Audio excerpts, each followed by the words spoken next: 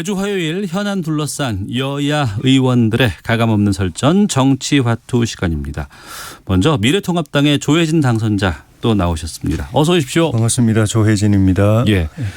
그리고 오랜만에 뵙습니다. 더불어민주당의 김성환 의원 자리하셨습니다. 어서 오십시오. 네, 반갑습니다. 예. 김성환입니다. 예. 당선 소감 너무 늦었지만 그래도 한번 좀 듣겠습니다. 어떤 느낌이셨는지 궁금하네요. 예, 예. 벌써 한 달이 지났는데요. 예. 여러 우리 노원구 상계동 주민들이 많이 성원해 주셔서 앞으로 더 큰 일 열심히 하라고 뽑아주신 만큼 부끄럽지 않게 열심히 하도록 하겠습니다. 예, 조혜진 당선자께서는 지난번에 당선 소감 말씀해 주셨고요. 자, 그래서 김성환 의원께 좀 여쭤봤습니다. 자, 어제가 5.18 40주년 기념일이었습니다. 문재인 대통령 광주 지역 언론 인터뷰를 통해서 발포 책임자 등을 확실히 좀 재조사해야 한다는 뜻을 밝혔습니다. 그리고 뭐 헌법 정신에도 담아야 된다라는 말씀도 하셨는데 어떻게 들으셨는지 좀 여쭤보도록 하겠습니다. 먼저 조혜진 당선자께서 말씀해 주시죠. 예, 저도 이제 개인적으로 5.18 묘지에 다녀왔는데 네. 갈 때마다 늘 똑같이 느끼는 거지만은 이 비극적 그 사건에 대한 진상은 시간이 지나더라도 최대한 있는 그대로 객관적 사실과 진실이 규명되도록 그것이 역사의 교훈으로서도 맞고 또 피해 유족이나 네. 이분들의 아픔을 치유하는 데도 필요하기 때문에 그렇게 돼야 되고 지금은 특히 이제 그 행불자 사실 이제 돌아가신 걸로 다 인식하고 있죠. 그 민주운동 과정에서 돌아가신 걸로 알고 있는 추정하고 있는 그 행불자들의 그 관계된 부분들 그걸 규명하는 거 밝혀내는 거 그리고 발포 경위와 책임 소재 그것도 규명하는 거 그리고 최근에 이제 이슈가 됐던 그 헬기 사격 여부 그런 걸 밝혀내는 것이 이제 현재 이슈인데 또 중요한 이슈죠. 그런 것들이 빠른 시일 내에 제대로 확인이 됐으면 좋겠다는 생각입니다. 예. 지난 4.15 총선에 여당이 압승이 있었습니다. 그리고 맞는 이번 5.18 기념식 좀 의미가 좀 남다르게 들리기도 했어요. 여야 정치권이 총집결하기도 했었고 네. 그리고 또 이번에 지금 그 진상규명조사위원회도 본격적인 활동 시작을 했습니다. 하실 말씀도 좀 많으실 것 같고요. 네, 저도 저희 당의 지도부하고 우리 이제 당선자 170분하고 같이 어제 현장을 다녀왔는데요. 가기 전에 전일 빌딩 245라는 데를 다녀왔어요. 네. 그 빌딩에 이제 헬기 사격이 있었다는 거거든요. 그 탄흔이 245개가 있다는 거 아니에요? 네, 그렇습니다. 예. 저도 그 현장에 가서 그 탄흔이 박힌 자국을 보니까 여태 40년이 지났는데도 누가 발포를 했는지 헬기 사격의 흔적은 있습니다. 그러니까 이 도둑질 당한 흔적과 그 도둑질을 한 사람의 발자국은 있는 건데 아직 이제 도둑을 누가 했는지 내가 도둑질했어 이걸 아직 얘기를 안 하고 있다는 거 아닙니까? 대충 짐작을 합니다만 그런 역사가 빨리 밝혀질 필요가 있어 보이고요. 대통령께서 얘기했습니다만 이 진실을 규명하는 목적이 누군가를 처벌하자는 것보다는 진실과 화해로 가기 위한 첫 발자국을 빨리 떼자고 하는 의미인데 그런 역사적인 현실이 빨리 확인이 되고 또 치유와 화해가 빨리 이루어지길 바라고요. 마침 우리 또 주호영 대표님께서 가셔가지고 뭐 조건 없이 사과도 하시고 해서 이제는 실제로 행동에 옮기는 일만 남은 거 아닌가. 그래서 이 아픈 상자가 빨리 치유 되기를 바라면서 거기 가서 저도 이제 추념하고 왔습니다. 예. 진상규명조사위원회가 이제 본격적인 활동을 하게 되면 아직까지는 뭐 수사권 같은 게 이제 없어서 좀 제대로 협조가 될까 아니면 소환 같은 것이 적극적으로 좀 응할까라는 고민도 있습니다만 이 부분에 대해서도 좀 어떻게 보시는지 궁금하네요. 그 수사 인력이 34명이고 조사 인력이 수사관이고 기간이 2년인데 물론 기간은 나중에 또 뭐 연기할 수도 있지만 34명이 적은 숫자는 아닙니다. 검사 한 명 밑에 수사관이 2명 있는 걸 생각하면 조사 인력이 34명이면 적은 게 아니고 2년이라는 기간도 좀 짧은 기간은 아닌데 저는 이게 강제 수사권이 없어서 문제라기보다도 좀 전에 말씀드린 이런 이슈들이 그동안 여러 차례 그 조사가 많이 됐거든요. 총 9차례 있었다고 하더라고요. 국회 네. 차원에도 있었고 국방부에서도 있었고 예, 네. 예. 그런데도 규명이 안 돼서 지금 다시 이제 조사위를 가동을 해가지고 조사 인력을 투입해가지고 하는데 이 문제는 이제는 예를 들면 발포 경위 같은 경우에도 이제 추정은 전두환 전 대통령이 발포 명령자가 아니었겠나라고 추정하면서 이제 그 고리를 찾아가는 작업들이 계속 되어 왔는데 그게 이제 규명이 안 되니까 단정할 수가 없는 것이고 행불자도 광주 교도소 주변도 제보가 들어와서 다 이제 파보고 했지만은 또 안 나타나고 예. 헬기 부분 사격 부분도 정황적인 증거라든가 또 일부 진술은 있지만은 결정적인 증거, 즉 물증이라든가 또 사실을 입증하는 진술 이런 거는 아직 안 나오니까 또 그것도 더 조사해야 된다는 그런 상황이어서 제가 볼 때는 조사를 통해서 강제 수사권을 주는 것도 물론 이제 수사 체계상에 이제 고민이 있지만은 예. 그걸 주어서 해결될 문제인가 참 막막한데 예. 결국은 그 관계된 분들이 이제 심리적 부담 없이 스스로 고백하게 만드는 것이 핵심이 아닐까. 문재인 대통령이 어제 말씀하신 것도 예. 고백하면은 용서하겠다라고 말하는 것도 대통령도 그렇게 느끼시는 거 아닌가 싶어요. 네. 조사를 해서 이걸 규명하는 게 과연 가능할까라는 그런 것 때문에 사회적 분위기로 그런 부담 압박 없이 양심적으로 고백할 수 있는 걸 방향으로 만들어가는 것이 진상규명에 더 도움되지 않겠는가 하는 그런 생각을 비친 것이라고 저는 생각이 좀 들어서 네. 조사는 조사대로 위원회가 구성되면 해야 되겠지만은 예. 그런 노력도 중요하지 않겠는가 하는 생각이 듭니다. 예. 김성환 의원님. 네, 이게 5.18 진상조사위원회뿐 아니라 그동안 이제 감추졌던 역사에 대한 진상조사위원회가 여러 차례 가동이 됐었잖아요. 과거사위도 있었고 뭐 등등. 그런데 그 조사위가 한결같이 이런 강제 조사를 할 수 있는 권한이 없다 보니까 네. 진실에 조금 더 접근할 수 있음에도 불구하고 접근하지 못했던 경험들을 하소연을 하거든요. 세월호 같은 경우도 마찬가지고요. 이제 그런 면에서 이제 검찰을 파견해서 사실상의 이제 강제 수사권을 가질 수 있도록 하거나 예. 아니면 이제 조사위원들에게 일종한 이제 법적 권한을 좀 더 주거나 하는 문제를 고민하고 있는 것 같은데 조사위원들한테 이제 권한을 너무 강하게 주면 그게 위헌 소지도 있다고 해서 이제 다음에 법률이 제정될 때 조금 더 그 문제까지 감안해서 이번에만큼은 뭐 다시 조사위를 재구성하는 일이 없도록 역사의 진실에 최대한 접근할 수 있도록 했으면 좋겠습니다. 마침 또 여야가 같이 이 문제를 또 해결하는 데 노력을 하겠다고 하니만큼 이번 기회에 역사적인 진실에 접근할 수 있도록 같이 하면 좋겠습니다. 네. 의원님 말씀처럼 그런 의혹 사건들이 현실적으로는 되게 검찰 수사 과정에서 의미 있는 진실들이 많이 규명이 됐어요. 조사위 단계보다도. 네네. 그래서 이 조사위가 최대한 권한의 범위 안에서 조사하고 거기서 위법 행위의 단서를 찾으면은 검찰에 이제 고발하게 되겠죠. 하고 또 위법 행위가 없다 하더라도 진상 규명을 의뢰하는 경우도 요즘 이제 새로운 관리가 되고 있거든요. 검찰에 강제 수사권과 조직 또 노하우를 가진 검찰에게 넘겨서 진상 규명을 의뢰하든지 아니면은 위법 행위에 대한 수사를 의뢰하든지 그렇게 할 수 있도록 조사위가 최대한 충실하게 조사하는 것이 방법이 아니겠던가 하는 생각이 듭니다. 알겠습니다. 21대 국회가 이제 시작을 하게 되면 우리가 독일 같은 경우에는 나치를 뭐 지금 뭐 옹호한다거나 뭐 여기에 대해서 얘기를 하면 처벌을 한다는 얘기 참 많이 들었었거든요. 그래서 이 광주 전남 쪽 당선자들이 1호 법안으로 5.18 역사 왜곡 처벌법 발의하겠다는 지금 얘기도 나오고 있습니다. 이 법안에 대해서 좀 입장을 여쭙겠습니다. 김성환 의원님. 네.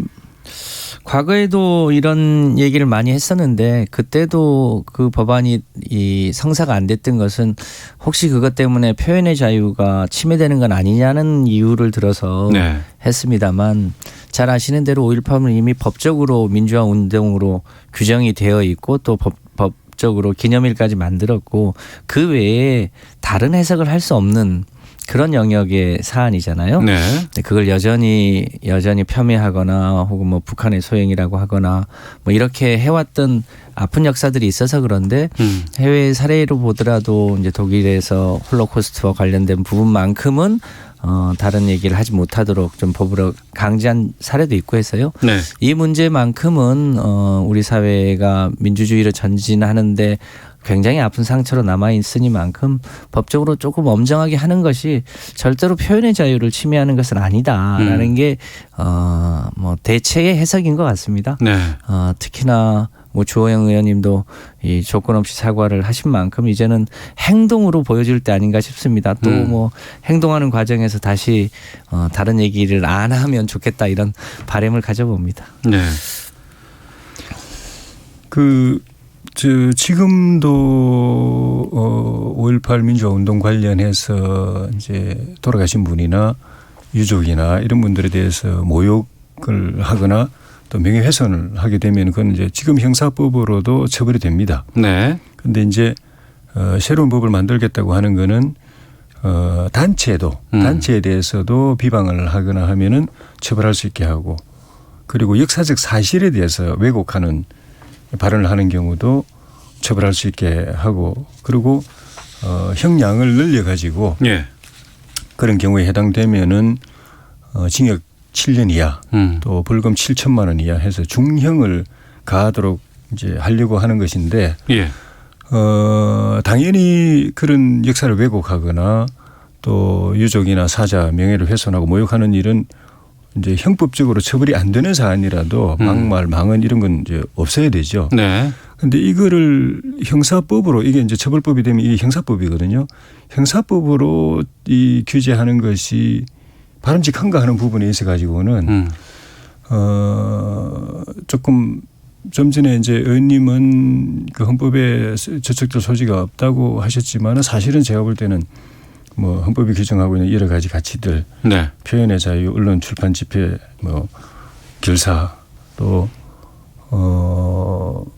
그 양심과 사상의 자유라든가 이런 것에 충돌이 될 수 있다. 저촉될 가치가 그 가능성이 충분히 있습니다. 대부분이 이건 반대의 경우지만은 반대의 경우에 그 헌법재판소나 대부분이 이 문제 이런 문제에 대해서 반대의 케이스에 대해서 그거는 그냥 예를 들면 사상의 시장에 맡겨야 된다라든가 네. 기분이 나쁘더라도 그냥 참고 들어야 된다라는 취지의 판결을 계속 해오고 있는 상황, 헌법을 근거로 해가지고 네. 그런 상황이고 실제로 6.25 같은 경우에도 뭐 지금도 북침이라고 주장하는 사람이 있고 그 역사적 사실 왜곡인데 그리고 천안함도 정부 차원에서 그 북한의 북침이라는 것이 확정됐지만은 지금도 자작설 뭐 이렇게 조작극 이런 주장을 하는 사람들 네. 또 그 위안부 할머니들 경우에도 뭐 일부에서는 뭐 공창이라고 이야기하는 사람들 그걸 법으로 처벌 못 하거든요. 예. 그래서 만약에 이거를 그 법으로 단죄를 해야 된다 그것도 중형으로 다스려야 된다고 하면 그런 문제가 반드시 또 대두가 되게 됩니다. 다른 관점에서 다른 부분에 이제 이해관계되어 있는 분들이 이런 부분도 우리 더 이상 못 듣겠다, 용납 못 하겠다, 법을 네. 다스려 달라는 상황이 올 수 있기 때문에 헌법에 저촉될 우리가 있다는 부분하고 또 다른 가치들은 어떻게 처리할 거냐, 예. 다른 역사적 사실들에 대한 왜곡, 또 개인이나 단체에 대한 비방은 어떻게 할 것이냐 이런 문제가 제기될 수 있기 때문에 네. 그런 것까지 생각해서 좀 신중하게 고민을 해야 되지 않나 하는 생각이 듭니다. 신중한 고민 필요하다고 말씀하셨습니다만 또 지금 그 압도적인 그 의석을 차지하고 있는 여당 쪽에서는 밀어붙일 수도 있지 않을까 싶은 뭐 여러 가지 얘기도 나오더라고요. 어떻게 보세요? 네, 저희가 의석수는 뭐 많긴 합니다만 네. 뭐랄까 국민의 의사에 반해서 밀어붙인다거나 이런 일은 없을 겁니다. 다만 이제 해외 사례에 보더라도 그런 이제 표현의 자유, 양심의 자유에 해당되는 부분까지를 법률로 규율해서 처벌하는 건 온당치 않다고 봅니다만 네. 특별한 사안의 경우에는 유럽의 경우도 특별법을 정해서 그 홀로코스트에 관한 부분이라든가 그 유럽 같은 경우는 굉장히 이제 다인종들이 모여서 사는데 그런 인종 차별에 대한 문제라든가 반유대주의라는 것 이런 특정한 사안에 대해서는 좀 엄격하게 다루는 측면이 있거든요. 예. 그런 부분들을 고려해서 우리 같은 경우도 개인의 명예훼손은 이제 여러 가지 이제 처벌 규정이 있지만 그 뭐 단체나 그걸 특정하지 않는 경우는 지금 처벌 규정을 두지 못하고 있는데 여러 가지 내용들을 보면 실제로 특정하지 않지만 5.18에 대해서 여러 가지 다른 해석을 하거나 여전히 뭐 북한 소행이라든가 이런 게 여전히 지금 유튜브로 보면 굉장히 많이 횡행하고 있는 거거든요. 네. 그런 부분에 대해서는 우리 사회가 이제는 좀 표현의 자유를 가장한 명백한 날조 이런 부분에 대해서는 좀 더 엄격하게 다룰 필요가 있다고 지금 다수가 생각하고 있는 거잖아요. 네. 그래서 그런 부분에 대해서는 국민 다수의 동의와 이제 헌법적 가치 혹은 법률에 위반되지 않는 범위 내에서 네. 조금 조금 더 엄격하게 다룰 때가 됐다.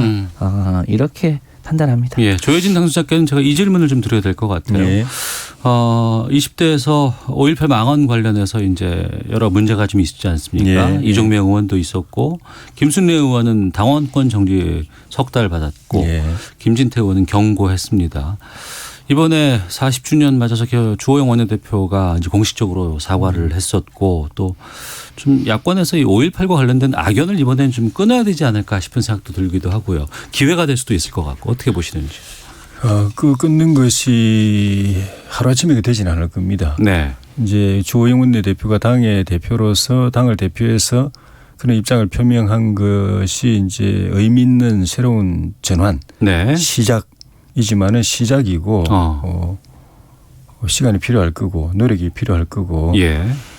그래서 우리 당은 또 당연히 그래야 되겠지만은 일반 사회적으로 또 국민적으로 좀 전에 이 불거지는 문제들을 법적으로 처리하면 어떠냐, 규제하고 처벌하면 어떠냐 하는 이런 대안에 대한 논의도 조금 있었지만은 근본적으로 이 문제가 해결되기 위해서는 저는 5.18 민주화 운동의 진실을 아는 노력이 네.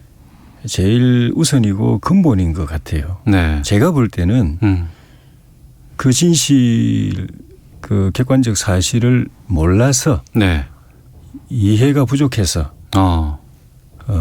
왜곡된 발언이 나오거나 막말 망언이 나오는 그 측면이 굉장히 강하다고 봅니다. 네.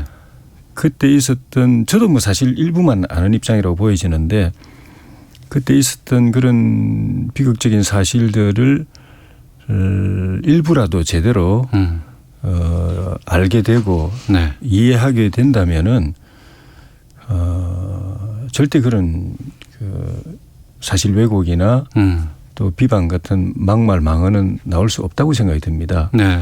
그런 측면에서 우리 국민들이 과연 저를 포함해서 그 5.18 민주화 운동 그 시기에 있었던 그 현장에서 있었던 그 사실들을 어느 정도 알고 있는가, 어느 정도 네. 이해하고 있는가라는 측면에서는 모두가 좀 자성해 볼 필요가 있고 그래서 뭐 우리 당은 당대로지만은 네. 우리 이 시대의 아픔을 같이 안고 있는 우리 국민 전체의 입장에서 네.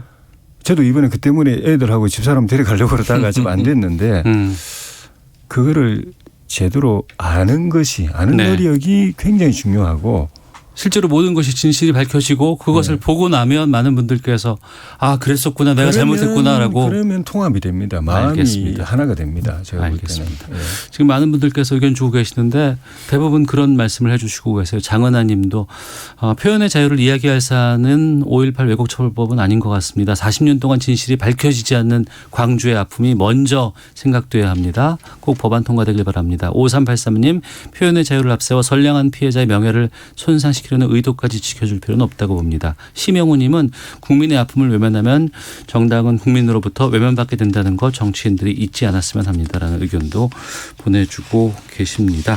네, 정치화투 더불어민주당 김성환 의원, 미래통합당 조혜진 당선자와 함께하고 있습니다. 여야가 내일 20대 국회 마지막 본회의를 계획하고 있습니다. 형제복지원 사건의 진상규명과 피해자 명예회복에 길을 여는 과거사법 개정안, 또 여러 가지 N번방 관련한 것들 아니면은 코로나19 관련한 것들, 이러한 법안들을 처리하게 되지 않을까 싶은데요. 다 합의가 됐나요? 김성환 의원님 어떻게 보세요? 네, 뭐 코로나19 N번방 관련해서는 이제 합의를 대체로 한 것 같고요. 예. 과거사법 관련해서도 이제 배보상의 규모가 워낙 커서 네. 그 이제 여야 간에 아직 이견이 좀 있는 것 같습니다. 그래서 우선은 배보상 이전의 진실 규명이 중요하기 때문에 네. 배보상 문제는 또 추후에 검토하더라도 일단 진실 규명부터 할 수 있도록 법을 확정하는 필요가 있어서 우선 여야가 전진할 수 있는 데까지는 해보자고 하는 데까지 합의를 한 것 같습니다. 그래서 합의가 됐다고 보시네요. 예. 예. 그래서 우선 합의 가능한 진실 규명부터 하는 것으로 그렇게 하고, 진실 규명의 결과에 따라서 추후에 배보상 문제는 또 따로 논의를 해도 되는 거니까요. 예, 예. 그래서 우선은 그 형제복지원 때문에 의원회관 옥상 그 현관 위에까지 올라가시고 막 그런 일은 이제 당분간은 생기지 않지 않을까 이렇게 생각을 합니다. 20대 국회에 아직 처리되지 못한 법들이 많이 있는데 네. 그래도 할 수 있는 한 마지막까지 최선을 다하고, 또 못한 것은 21대 국회에서 또 새롭게 시작해야 되지 않을까 싶습니다. 그러니까 국가 권력에 의해서 희생된 사람들에 대한 배상이라든가 보상 같은 것은 이제 금전적인 게 이제 들어가 있는 것이고, 이 부분은 지금 우선 제외하고 20대 국회에서는 뭐 진실을 규명하고 여기에 대해서 이제 확인하는 절차들로 마무리될 것 같아요. 네. 만약에 그런다고 한다 그러면, 지금 국회 상황이 그렇다고 하면 21대로 이걸 만약에 배보상 부분을 넘긴다고 하면 조혜진 당선자께서는 어떤 생각을 갖고 계세요? 20대 국회의원들이 고민했던 고민을 조금 일단은 뭐 같이 고민을 좀 더 해야 되겠죠. 예. 그러니까 뭐 배보상까지 하는 것이 충실한 마무리인데, 네. 현실적인 부분에서 이제 정부 재정적 여력, 지금도 안 그래도 그 재정 여력이 점점 이제 고갈돼 가고 있고, 세수는 점점 줄어들고, 네. 근데 지출은 점점 늘어나고, 이런 코로나 같은 또 예상 밖의 지출까지 이제 생기는 상황이어서 정부 안에서도 재정부처에서는 그 부분을 굉장히 걱정하는 것 같아요. 감당이 될까 하는 걱정을 하고, 이 사건이 또 뭐 한두 사건이 아니기 때문에 네. 그것마다 다 배상을 하기 시작하면 정부 재정이 감당해낼까 이 걱정하는 것 같고, 저희 당 안에도 20대 의원님들 중에 일부는 제대로 된 진실 화해가 되려고 하면은 배보상까지 마무리가 돼야 된다라고 하고 의견을 가진 분들도 계셨어요. 예. 그런데 이제 또 다른 분들은 지금 말씀드린 이런 현실적인 부분을 걱정해서 결론을 못 내리고, 그래서 여당도 양해하에 이번에 이 부분 뺐는데 21대 들어가면은 또 개정안이 요거 포함된 개정안이 또 제출되지 않을까 싶습니다. 그러면 예. 고민을 좀 해야겠죠. 그거는 이제 명분의 문제가 아니라 현실적인 문제입니다. 명분상으로는 여야가 별 이견이 없을 것 같아요. 예. 명분상으로는 이견이 없지만 현실적으로 어려움이 있기 때문에. 네, 그러니까 배보상의 규모가 대략 얼마나 될 거냐에 대해서도 추계가 조금 다르거든요. 그래서 뭐 적게는 1조, 2조 정도면 된다에서부터 많게는 5조 원 정도까지도 될 거다.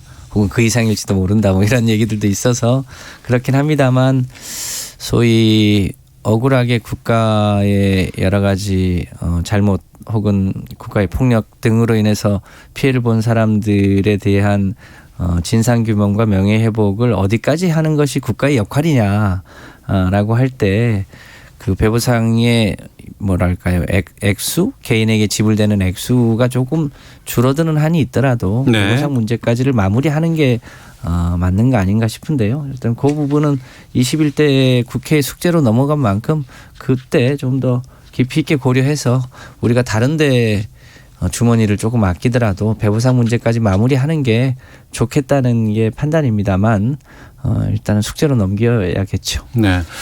20대 국회가 내일 아마 마지막 본회의 갖고는 더 이상의 역할은 없는 것 아닌가 싶기도 하거든요. 맞습니까? 네, 일단 20대 국회는 뭐 아쉽지만 사실상 이제 마무리가 되는 거고요.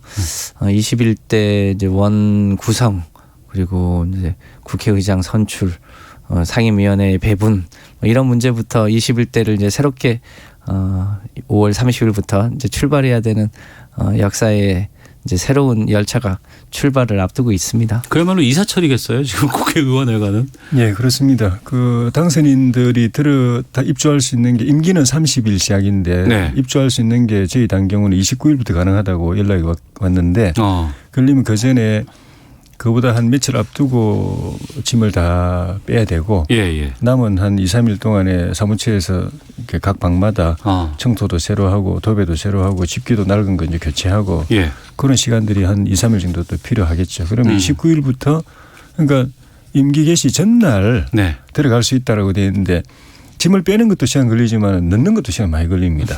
그러겠죠. 그러니까 30일 날 시작돼도 이사하는데 또 시간이 입주하는데 시간이 또 좀 걸리죠. 방은 원래 쓰던 방을 그대로 쓰시나요? 아니면 바꾸나요? 뭐 관행상 여야 원내대표들이 방 배정의 권한을 갖는데 그것도 원내대표끼리 협의가 있어야 돼요. 협의를 하고 또 대체로 선수가 높은 분들한테 우선권을 주어서 이사를 하는 분도 있고 높은 층으로 가나요, 그럼? 전망이 좋거나 뭐 엘리베이터가 가깝거나 이런 데를 선호하시더라고요. 저는 뭐 기왕에 있는데 이사하는데 에너지 쓸 필요가 뭐 있겠냐 싶어서 그냥 경치와 관계없이 그냥 눌러 앉아 있으려고 합니다. 네. 방은 배정 받으셨어요? 조혜진 당선인께서는? 아니요. 어제 제출했죠. 어제 신청을 받았습니다. 그러니까 조금 있으면 이제 나오겠죠. 알겠습니다. 지금 이슈가 있는 하나만 좀 확인하고 마치도록 하겠습니다. 지금 그 윤미향 당선자를 둘러싼 논란이 쉽게 가라앉지 않고 있습니다. 의혹이 있으면 또 해명이 나오고 또 다시 또 언론 쪽에서 지금 의혹을 제기하면 또 해명이 나오고 지금 이런 상황인데 먼저 통합당이 지금 윤미향 당선자에 대해서 국정조사 추진하기로 했다면서요. 일단 이제 시민단체들이 검찰에 고발을 해서 검찰이 서부지검에 배당을 해가지고 수사를 시작을 하는데 검찰 수사가 어느 정도 충실하게 될는지에 대해서도 조금 이제 지켜봐야 되는 입장이고 또 국회는 국회대로 또 진상 규명의 노력을 해야 된다는 차원에서 국정조사를 하자 이런 입장이고요. 저희 당이 볼 때는 이게 그 작년 내내 시끄러웠던 이 조국 사태하고 비슷한 양상이 아닌가. 그러니까 지금 말씀하신 대로 의혹이 계속 뭐 일회성으로 그치지 않고 계속 나오고 있고 또 그게 나중에 이제 문제 제기됐을 때 추후 조사 취재를 하고 조사를 해보면은 또 근거 없는 의혹이 아니고 그걸 또 그 토대로 해서 또 다른 의혹이 제기되고 하는 그런 그 해명되지 않는 규명되지 않는 의혹이 이제 계속 나오고 있고 그런 상황에서 조국 사태 때도 처음에는 이제 민주당이나 이제 이쪽 진영에서 이제 뭐 적극적으로 그걸 좀 막 비옹호한다고 그럴까요? 그렇게 하다가 이게 이제 걷잡을 수 없는 상태로 가고 민심도 악화되고 하니까 결국은 이제 그 거리두기를 했지 않습니까? 그래서 이번 선거 때도 민주당 그 선거 과정을 보면은 조국 이슈가 이렇게 그 등장하지 않도록 최대한 이제 막으려고 했던 것처럼 이 문제도 지금 초기에는 윤미향 당선인을 좀 보호해 주려고 한 노력들이 있었는데 지금 이제 조금씩 이낙연 전 총리나 이런 분들 발언이 분위기가 기류가 달라지고 있지 않습니까? 그리고 결국은 나중에는 조국 사태도 검찰 수사로 갔고 법원으로 가서 지금 재판으로 이어지고 있는데 이런 양상으로 갈 가능성이 비슷한 양상으로 좀 보이네요. 김성환 의원께서는 이 상황을 어떻게 보고 계세요? 네. 그 미래통합당에서 국조 요구를 했었는데 아마 반나절도 안 돼서 뭐 국조 요구는 뭐랄까 뭐 진실을 밝히겠다고 하는 취지의 얘기이지 꼭 하겠다는 얘기는 아니다라고 또 약간 꼬리를 내렸습니다. 그 제가 보기에도 지금은 사실관계를 본인이 좀 더 적극적으로 해명하거나 혹은 뭐 이제 검찰에 이제 고발이 됐으니까 검찰이 내용을 밝히거나 할 일이지 예. 곧바로 이걸 정쟁의 수단으로 삼는 거는 적절치는 않아 보인다는 거고요. 저희가 윤미향 당선자에 대해서 얘기를 했던 것은 이것에 대한 비판이나 비난이 일종의 위안부에 대한 역사적 이 진실을 위해서 정의기억연대 등이 실제로 노력한 여러 가지 이 30년간의 정대협 네. 때부터 내려왔던 그 역사가 있지 않습니까? 그것까지를 훼손해야 되는 문제는 아니다라고 하는 취지였고요. 근데 최근에 윤미향 당선자를 둘러싼 여러 가지 문제 제기 이거는 본인이 이제 사실관계를 조금 더 충실하게 해명해야 될 필요가 있겠다는 네. 거고요. 그 충실한 해명에 따라서 그 내용을 보고 이제 당이 어떤 적절한 조치가 필요하다면 그 조치를 하는 쪽으로 가면 저는 알겠습니다. 된다. 뭐 조국 이 장관권하고 직접 비교하는 건 적절치 않아 보입니다. 알겠습니다. 자, 더불어민주당 김성환 의원, 미래통합당 조혜진 당선자와 말씀 나눴습니다. 정치화투 여기서 마치도록 하겠습니다. 두 분 오늘 말씀 고맙습니다. 예, 고맙습니다. 예, 감사합니다.